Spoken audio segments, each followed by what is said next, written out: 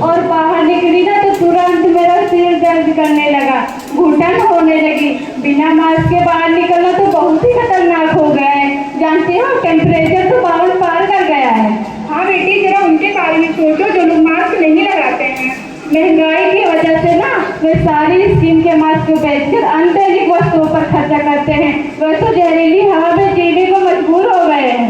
हमारा पर्यावरण इतना प्रदूषित हो चुका है कि इसे साफ करना बहुत मुश्किल हो चुका है।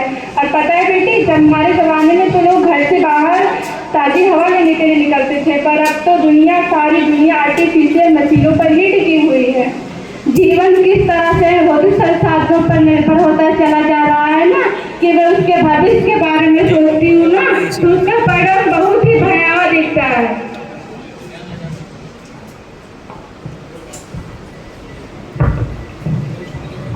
क्या कर रही हो बेटा इतनी देर से? पौधों को पानी दो।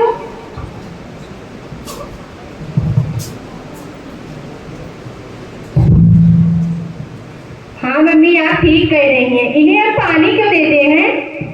बेटा, पौधों को पानी देना जरूरी होता है। हाँ मम्मी, मैंने पढ़ा है कि पौधे जमीन के अंदर का पानी जड़ों से लेकर अपना भोजन बनाते हैं। हाँ बेटा, आपने ठीक सुना है, पर ये पौधे गमले में लगे हैं, जमीन में तो मार्बल लगा है। तो मम्मी एक बात बताओ, इन्हें भी जमीन पर लगाना चाहिए। जब ये जगह पौधों के लिए है तो यहाँ पर मार्बल क्यों लगवाया? हाँ बेटा, पर मार्बल लगा तो आंगन कितना सुंदर लगता है, पौधे गमले में कितने अच्छे लगते हैं। हाँ मम्मी, आप ठीक बोल रही हैं, लेकिन मैंने सुना है कि ऐसे पौधे अपने हिसाब से पानी ले ही नहीं पाते होंगे, क्योंकि मैं पौधे में रोज रोज पानी नहीं डालती हूँ। इसीलिए तो कह रही हूँ बेटा, अच्छा जाओ पानी डालो। ठीक है मम्मी, मैं जा रही हूँ पानी डालने। पापा पापा आप पापा, हम आज बुक पढ़ रहे थे तो उसमें जो है बहुत चित्रों के माध्यम से बताया गया है कि पहले एक गांव होता था, गांव के बगल में बगीचे लगे होते थे, वहाँ पे लोग जाते थे, वहाँ झूले लगे होते थे, वहाँ लोग बैठते थे, बातें करते थे। लेकिन ऐसा दृश्य सब कहीं देखने को नहीं मिलता है। ऐसा क्यों? बेटा, जब हम लोग तुम्हारी उम्र के थे, अपने नानी के यहाँ जाया करते थे, तो उस समय भी ऐसी परेशानियाँ आती रहती थी।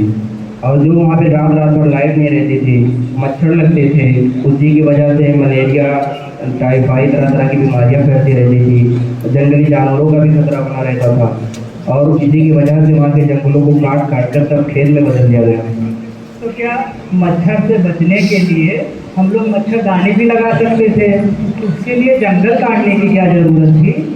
मच्छरदानी में बेटा ऐसा लग रहा था कि उसमें दम घुट रहा है। उस मच्छरदानी से तो बेहतर आज के बंद कमरे में। लेकिन पापा, आप भी जानते हैं बंद कमरों में सांस घुटता है और वो ताज़ी हवा कहाँ आती है, और गर्मी इतनी ज़्यादा होती है। इसीलिए तो बेटा आज के समय में सब लोग एयर प्योरीफायर लगवा रहे हैं कि ताकि स्वच्छ हवा मिले। लेकिन पापा, एयर प्योरीफायर हम लोग कहाँ साथ साथ लेके घूमेंगे? इसी की वजह से तो आज लोग बड़े बड़े शहर हुए हैं, विकसित हो रहे हैं, उनमें ग्रीन पार्क, गार्डन बनाए जा रहे हैं। लेकिन आप भी जानते हैं, आप भी गार्डन गए हैं, वहाँ चारों तरफ से चार दीवारी होती है और बंद रहता है, और ज़्यादातर चीज़ें तो वहाँ आर्टिफिशियल लगाई जाती हैं, वहाँ ताज़ी हवा कहाँ मिलती है? तुम जिस स्थिति की परिकल्पना इस समय कर रहे हो वो आज के समय में असंभव है। अगर हम लोग ऐसा नहीं करेंगे तो समाज से बहुत पीछे रह जाएंगे। लेकिन पापा, उसके लिए तो बहुत दिक्कत है ना। क्या हम उसके किसी को जो है, क्या हम ऐसी कल्पना कर रहे हैं या ऐसी दुनिया की कल्पना किए हुए बैठे हैं, या क्या बोलते हैं, विकसित होने के लिए हम पर्यावरण को इतना नुकसान पहुंचा रहे हैं? और जो गार्डन होता है या ग्रीन पार्क होते हैं, उसमें जाने के लिए टिकट लगता है, वहाँ जो है जाते हैं तो वहाँ जो है उतनी स्वच्छ हवा नहीं मिलती है। तुम्हारे इस सवाल का जवाब मेरे पास नहीं है। तुम्हारे इस सवाल का जवाब ये सिर्फ धरती दे सकती है। अगर फालतू की बात मत करो, जाओ पढ़ो उनको, मुझे रिमोट ला के दो, न्यूज़ देखना है।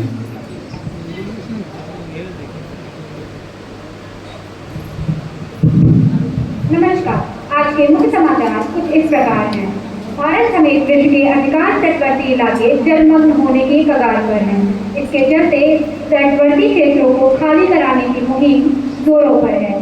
सीमित भूखंडों पर पुनर्वास की चुनौती संपूर्ण मानव सभ्यता के लिए एक बड़ी चुनौती का कारण बनी हुई है। और आइए चलते हैं अगली खबर की ओर, जहां आज इतिहास में पहली बार धरती ने किया है इंसानों पर मुकदमा। इस कारण आज संपूर्ण मानव जाति कटघरे में खड़ी है। अधिक जानकारी के लिए बने रहिए हमारे चैनल कल तक से।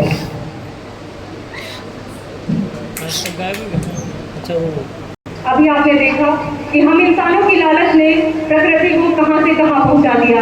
ये बढ़ता तापमान, ये सूखती नदियां, ये कटते जंगल, इन सब से परेशान होकर धरती स्वयं आज अदालत पहुंची है। उनका कहना है कि इंसानों ने अपनी लालच की पूर्ति के लिए उनका इतना दोहन किया कि वे परेशान हो गई हैं और उन्होंने इंसान पे मुकदमा कर दिया है। यह जानने के लिए हम चलते हैं उस अदालत में जहां होने जा रहा है एक ऐतिहासिक और अनोखा मुकदमा, धरती बनाम इंसान।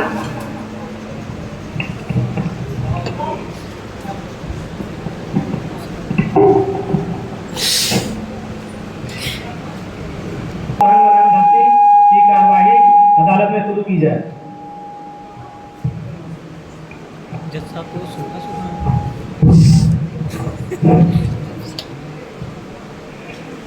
मैं आज यहाँ सिर्फ शिकायत लेकर नहीं आई, मैं वो तक लेकर आई हूँ जिसे इंसानों ने वर्षों तक सूर में दबाए रखा। मैंने इन्हें सांसें दी, इन्होंने उसे धुएं से टक्कर दिया। मैंने इसे नदियाँ दी, इन्होंने उसमें जहर घोल दिया। मैंने इन्हें जंगल दिए, इन्होंने उसे निर्जीव लकड़ी समझ लिया। जिससे मैंने जीवन दिया, आज वही मेरे अस्तित्व पर प्रश्नचिन्ह है। ऐसा क्यों? मिट्टी जो कभी अन्न उगाती थी, आज सरकार उगाती है। जल जो कभी अमृत था, आज विष बन चुका है। और ये हवा जो कभी बिना मांगे मिलती थी, सुकून और संतुष्टि से भरी थी, आज हर एक छोटी सांस संघर्ष बन चुकी है। ऐसा क्यों?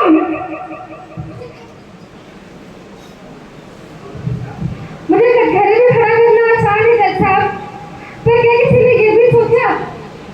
मैंने अंधेरे में रोशनी जलाई है, मैंने हर असंभव को संभव बनाने का प्रयास किया है, मैंने तकनीकी का विकास किया है, AI जैसे उपकरणों से हर पहेली को सुलझाने का प्रयास किया है, मैंने मनुष्यों को चांद तक पहुंचाया है, मैंने असंभव को संभव बनाया है।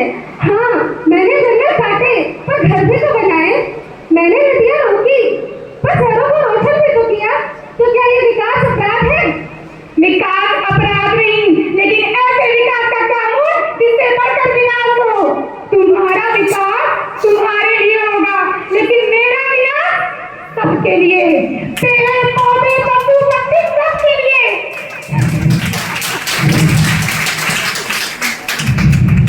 अब तुम कहते हो तुमने विकास किया, तो फिर ऐसा क्यों? सुविधाएं बढ़ी, पेड़ क्यों बढ़ी? घर ऊंचे हुए मगर सांसें छोटी क्यों हो गई? तुमने अपने घर के लिए जंगलों को काटा, शहरों को रोशन करने के लिए कितने जंगलों को अंधेरा दिया, और तुम्हारे हर समाधान के पीछे एक नई समस्या क्यों खड़ी हो जाती है? आखिर तुम्हारे विकास की कीमत धरती को क्यों चुकानी पड़ती है? पर इसमें मेरी क्या गलती है? मैंने क्या किया है? हर विकास को कुछ कीमत चुकानी पड़ती है। मैंने असंभव को संभव बनाने का प्रयास किया है। आप जिसे गुलाबी कहते हो, मैंने तो सीमाओं से मुक्त किया है। अदालत में इस दोनों पक्षों को सुनने के बाद में इस निर्णय पर पहुंची है कि इंसान मेरे इरादे गलत नहीं थे जज साहब। परिणाम इरादों से नहीं, प्रभाव से तय होता है। शायद मैंने सच में संतुलन खो दिया। ये हवा इतनी भारी क्यों लग रही है? पानी कहाँ है? शायद मैंने सच में विकास के नाम पर विनाश रच दिया। धरती माता, आपकी बातों में वजन है। मैंने जीने के संसाधन दिए, पर सुकून आपके गोद में ही मिलता है। अगर मैं बदल जाऊं तो क्या आप फिर से मेरा साथ दोगी? मैंने कभी तुम्हारा साथ छोड़ा नहीं, मैंने कभी तुम सबका साथ छोड़ा ही नहीं। तुम सब धीरे धीरे खुद ही मुझसे दूर चले गए। याद रखो, प्रकृति बदला नहीं रहती, वह सिर्फ संतुलन बनाती है, और संतुलन जब बिगड़ता है तो सजा संपूर्ण मानवता को मिलती है।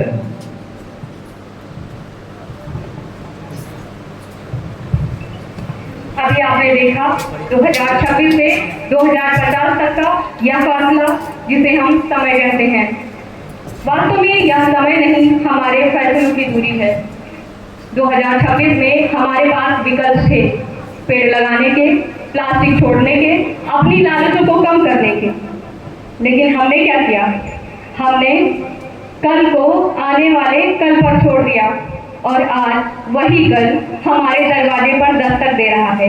आज हमारे पास बोतल बंद ऑक्सीजन तो है, पर उसे खरीदने की सांसें नहीं। आज हमारे पास जमीनें तो हैं, पर उसमें अन्न उगाने की साहस नहीं। आज प्रकृति ने हमें जो सब दिया था वो सब हमने गंवा दिया है। 2050 की ये धुंधली तस्वीरें, ये बोतल बंद ऑक्सीजन, ये सूखती नदियाँ कल्पना मात्र नहीं है, यह आने वाले भविष्य की चेतावनी है, जिसे अभी भी सुधारा जा सकता है। इस सभागार में उपस्थित हर कोई जो दरवाजे के बाहर कदम रखेगा वो एक नई कहानी का लेखक होगा। अब फैसला हमारे हाथ में है कि हम आने वाली पीढ़ी के हाथ में नीला आसमान देते हैं या धुएं से भरा हुआ काला कैनवास। याद रखिए, हमें प्रकृति की जरूरत है, प्रकृति को हमारी नहीं। धन्यवाद।